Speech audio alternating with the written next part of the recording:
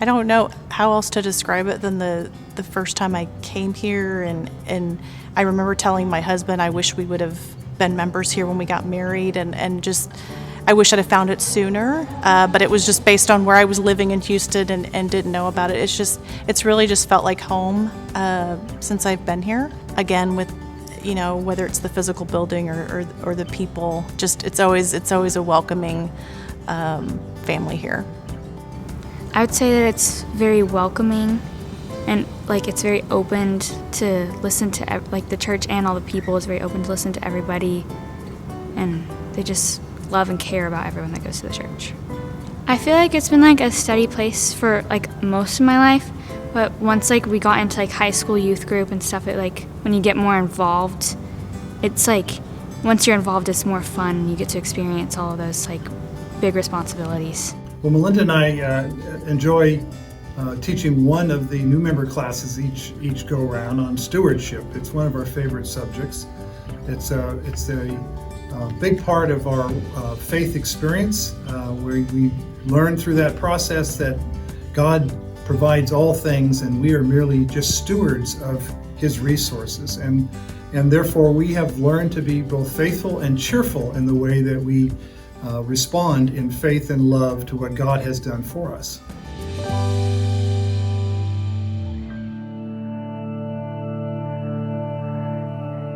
Well, I was raised from bringing a quarter to church, and just knew that's what I knew.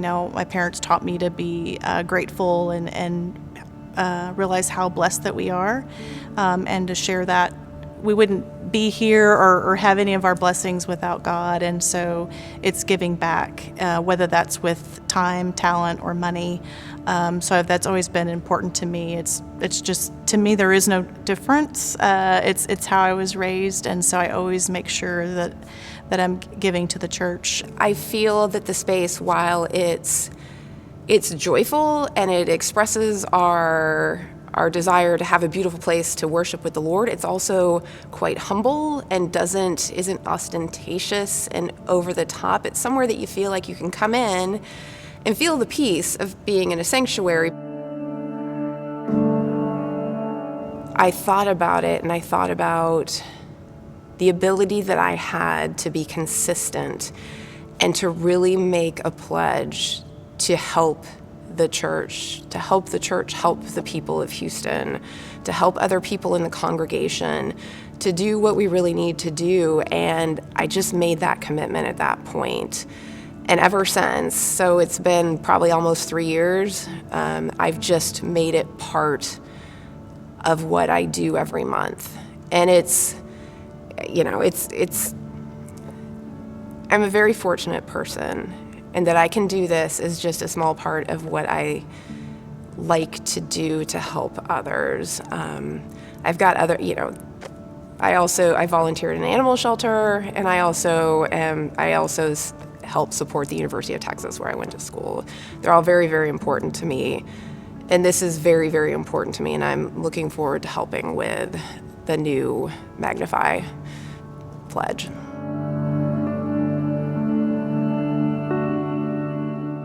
I'm Rick Berg. I've been a member of Trinity since 1980. And I'm Betty Berg. I think I've been a member since 1998, 97. This church has been here on this property since 1879. And I'm reminded of the prayers that those people who founded this church did here and now, and how those prayers continue in our lives. They're still active. That time means nothing to God, and He's always available to us. Rick and I have been honored to head up the prayer for our new capital campaign to refresh this area. So we're just formulating some ideas about people who are invited to come and pray with us on Sundays, and maybe do a Zoom class. So if they're interested, they can contact Rick and I.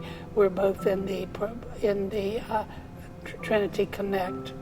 We are listed there, and we just love to have people come and pray It's just a wonderful thing to be able to join as a community and talk to God.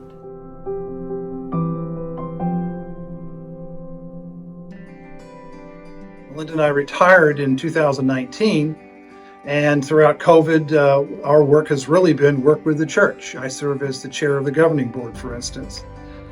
But we got a call this last summer about a need from an organization for an interim CFO position, Chief Financial Officer.